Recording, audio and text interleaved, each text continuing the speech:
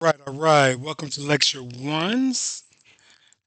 This is Introduction to Philosophy, and I'm Julius Bailey, and I wanted to make sure that I give you a little bit of background on what philosophy is on this lecture, and we can move forward with the next lecture.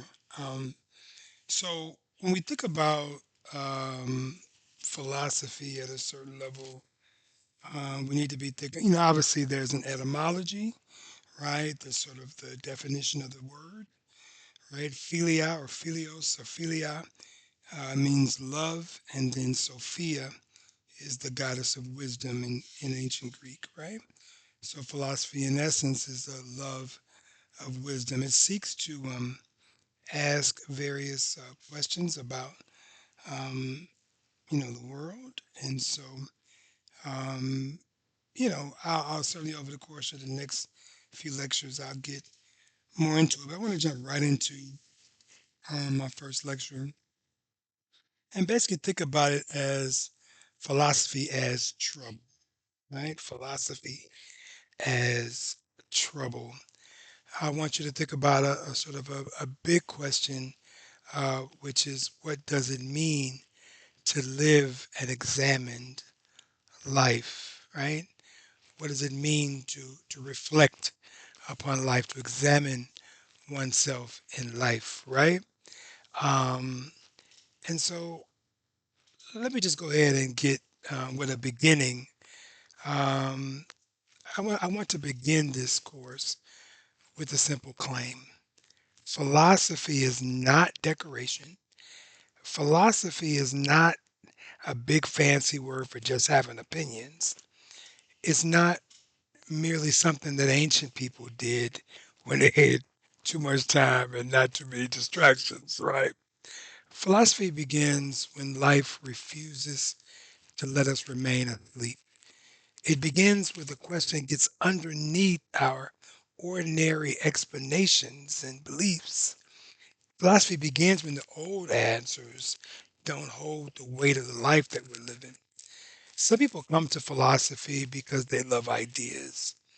Some people come because they've been wounded. Some come because they're angry at the hypocrisy of the world.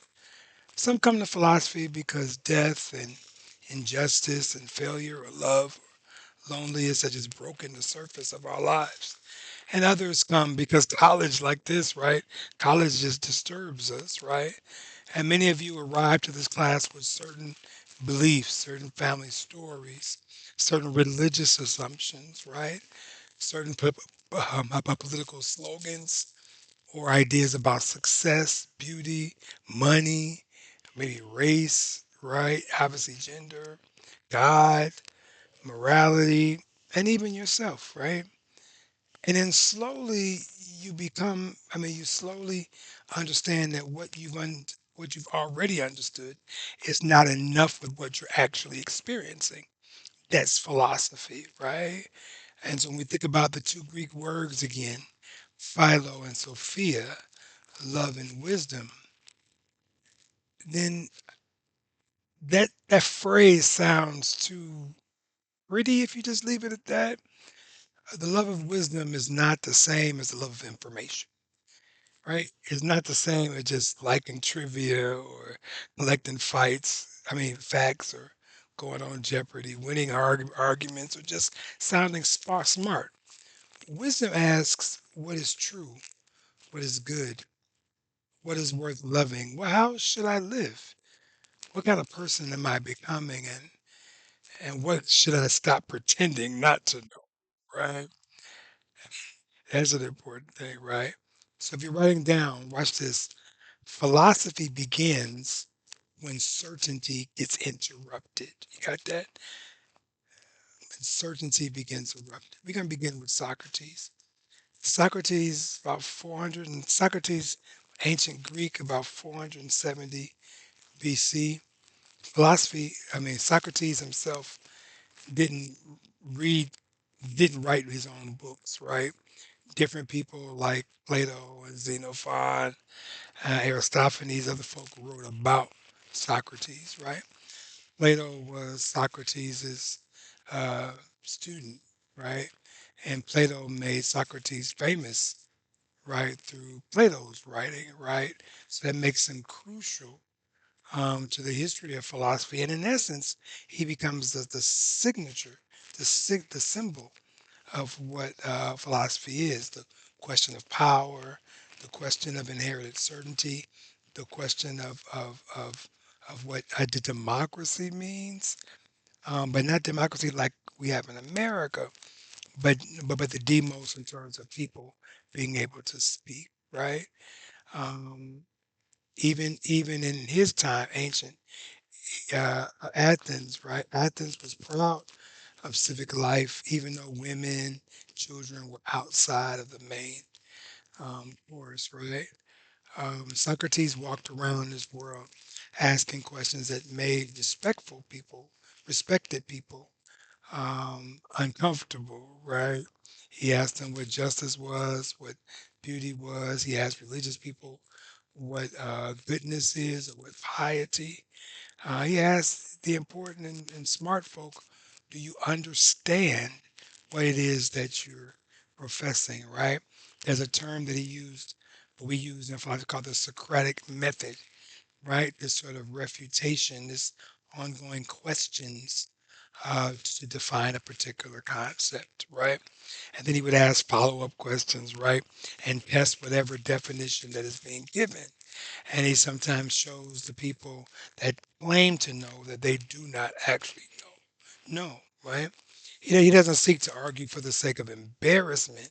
He tries to move from an unexamined opinion to more clear understanding, right? So think about a term like this. I kind of write these terms down. Philosophy. What is it, right? Um, think about what philosophy is. Sophistry. Sophistry, right? The art of speech, right? The art of speech, right? And sophists who were teachers of rhetoric and teachers of public um, activity were serious people, right? But Plato and Socrates separated philosophy from sophistry. So sophistry was about winning. Socrates about how do I know what is true, right? Does that make sense, right? Not just winning, that's sophistry, but how do I know what is true? And that's philosophy, right? Think about what the soul is to philosophers, not just something that we claim is inside of us, but according to Socrates, the very entity in us, the spirit in us that defines what is good or bad about who we are, right? Now, one of the readings you're going to have is the trial and death of Socrates, or the Apology, right? At this point, Socrates is on trial. He is um, charged with corrupting the youth. And, well, I'm going to tell you that. You can read that yourself, right? But underneath what Socrates makes uncomfortable to society is that he makes powerful people uncomfortable. He made young people curious. And society gets nervous when too many young people learn how to ask better questions than maybe even their elders expected, right? That's philosophy, right? Socrates begins by saying, my accusers are skilled speakers, but he tells the jury to pay attention to the truth, not the beautiful language. Philosophy, not sophistry, right? You see this? Don't confuse rhetoric with truth. Don't even confuse confidence with wisdom. Um, don't confuse a strong voice with a strong argument, right? Philosophy is about arguments, right? Does that make sense? Right? In the reading, Socrates asked the oracle, "Is anyone smarter than the gods?" Right? And Socrates is confused because he doesn't think he's wise, and so the oracle says, "There's no one wiser than you, Socrates." And he's like, "What?" So Socrates is thinking like, "I'm not that wise," but he realizes some people know some things, but maybe my wisdom is knowing that I don't know. So that's the fundamental aspect of Socrates' life. I do not know as much as I think I know, or the wise man knows that he or she don't know. That makes sense? Socrates is famous for saying, the wise man is the man or woman who knows that he does not know. And it's challenging because we like certainty, right? Humans like the identity that comes with belonging to a people that already know things, right? I mean, but Socrates kind of interrupts that comfort. He asks us to make room for ignorance. I mean, not as defeat, but as the sort of the beginning of wisdom, right? Ignorance is the beginning of wisdom. That's why I asked you early on, the examined life, right? The examined life. And Socrates, another famous line is, the unexamined life is not worth living. That's not arrogant now. That's not saying ordinary folk are just worthless if they don't get involved in reflection. He just thinks that a life without self-interrogation, what one believes and why one believes it, that's important. The examined life asks, I think, three questions. One, what do I believe? Two, why do I believe that which I believe? And third, what kind of person am I becoming because I believe in a certain thing, right? That's the one that matters, I think, the most, right? What kind of person am I becoming? So philosophy is not just an intellectual sort of process. It has to do with the shaping of the self, the sort of the shaping of the human soul and the human character. Am I becoming more humble? Am I becoming more just? Am I becoming more awake, if you will? Right? Does that make sense? Right? So so think about something real quick. What is one belief you hold strong? Right? What is one belief you hold strong? And then how did you get it? Kind of write yourself that down. What is one thing that I believe and how did I get to that belief? Right? Now remember, philosophy is about thinking, right? It's about asking certain questions about one's life, right? Philosophy clarifies, right? Many of us have anxiety about things, right? And philosophy asks us to sort of slow down and define the things that are around us, to examine reasons and consider alternatives to the things that we think we know, right? A philosophy can open up the self to truth and responsibility and even freedom, right? So I had a board here, I would put on the board anxiety, right? Philosophy clarifies. Anxiety asks, what if everything falls apart? Philosophy asks, though, what is true and good, and what kind of light can I still build, even in the midst that things are falling apart? Right? That makes sense. All right. Another short reading you have is about Plato himself. Plato, again, was a student of Socrates. He was an Athenian from Athens, right? A student of Socrates from Athens, right? Founder of an academy, right? One of the earliest major institutions of higher learning in the Western tradition was Plato.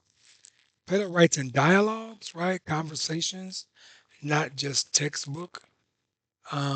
He uses philosophy as conversation, as discovery, as theater in a sense, right? Um, Plato uses Socrates as his foundational figure because Socrates brings forth some of the foundational questions. What is the soul? What is justice? What matters? What is true education? What is reality? How should a society be ordered? Why is it that appearances that we see? Why is that sometimes is confusing, right? And so Plato wants to know.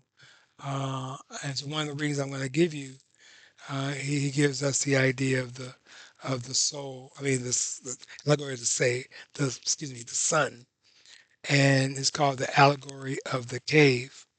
and that's in your reading. So make sure you're reading. But an allegory is a story, an allegory of the cave. So the cave is not just the cave physically, but the cave is a manifestation of illusion, of resistance to truth. In the allegory of the cave that I want you to read, these people are facing a wall. Behind them is a fire. Between the fire and the prisoners, people are moving on with their daily life. But the prisoners only see the shadows on the wall because they're facing this way, right? But life is going on behind them. But because they see nothing else, right, they mistake the shadows, right, as reality. Watch that. People oftentimes mistake the shadows for reality, right? And so the cave then, by metaphorically, is anything that sort of substitute the truth from like beliefs or appearances, right? Many of us, we live in caves, right? We live in consumer caves, racial caves, religious caves, even self-made caves, right? A cave is not necessarily a lie, right? A cave, sometimes a cave is like the system of images, of habits, of fears, and even rewards that teaches us what to pay attention to and what to ignore, right? The shadows could be stereotypes. The shadows could be social media. The shadows could be political talking points, right? The shadows might be wherever you come from who matters in your town. The shadows might even be what America teaches us about success, right? What a wounded family, broken family teaches us about love. The shadows could be what our own insecurity gives us about our worth. But in the story, one prisoner gets released. But watch this. In the story, once he gets released, he gets uncomfortable. He gets frustrated. He doesn't want to be out in the outside of the cave. He want to be in the cave. Now he's woken up from the illusion, but he's only used to the illusion. So when people move, according to Plato, from ignorance to light, people are uncomfortable, right? And that's the life of philosophy. It's an uncomfortable life. And so when we think about what education is not just a transfer of information. It is the sort of the turning of the soul from appearances to reality, right? That makes sense, right? Education is not simply putting facts in empty heads. It's conversion. It's reorientation. It's learning to desire truth more than what's comfortable, right? There is a pain to return. In the story, the prisoner returns back to the cave, right? Why would Plato have him do that? Because true education requires what? Responsibility, right? You can't just come to knowledge or come to wealth or come to anything and just live it by yourself, right? You have to return and give it to someone else. But in the story, Plato says that when he comes back to the cave, he didn't want to. When he comes back to the cave, the people rejected him, right? And this is important because for Socrates, for Plato, Socrates was an example of that, and why the city of Athens rejected him because people reject smart folk, right? Because most people are living in illusions, right? So philosophy asks you to look again. Philosophy asks us to think about whether the lives that we call normal might just be a question of familiarity. Mhm. So this first lecture, in closing, is the beginning of philosophy. It thinks about philosophy as a way of life. Begins with Socrates, and Socrates teaches us to examine. Plato teaches us that the things of the world we see may not be the whole truth. Socrates asks to care for the soul, care for our development. Plato says, turn the soul toward reality, toward the sun. Now listen clearly. Knowledge should be more than just credentials. It should be more than just getting enough credits or taking a summer school class to boost your GPA, which it works. It should be more than even becoming employable. Although the work matters. But I think college should ask ourselves whether or not our soul is awake or whether we are just well adjusted to the cave. Watch that. Have we awakened our soul, or have we just been accustomed to images? Right? Does that make sense? Right? So I'm gonna ask you a couple questions for your questions. Who is Socrates? Why was he put on trial? What is the Socratic method? What does Socrates mean by the examined life? What is the difference between philosophy and sophistry? In Plato's cave, what does the shadow represent? And then why is education painful in the allegory of cave? Right? If you answer those questions for me in your questions, I think that would be enough for this first one. Right? What is your cave? Right? That's in your reflective question. What is one cave that you have? What is one belief or image that you have that you may have mistaken for reality? And maybe what might it require for you to have to turn around? Right? Again, what is your cave? What is that thing that you've understood to be true, or that for whatever reason you become acculturated truth, but it might need a little bit more interrogation. It might need a little bit more agitation to make sure that that truth has been reflected upon, and maybe you've been living an illusion and not the truth. All right, that's lecture one.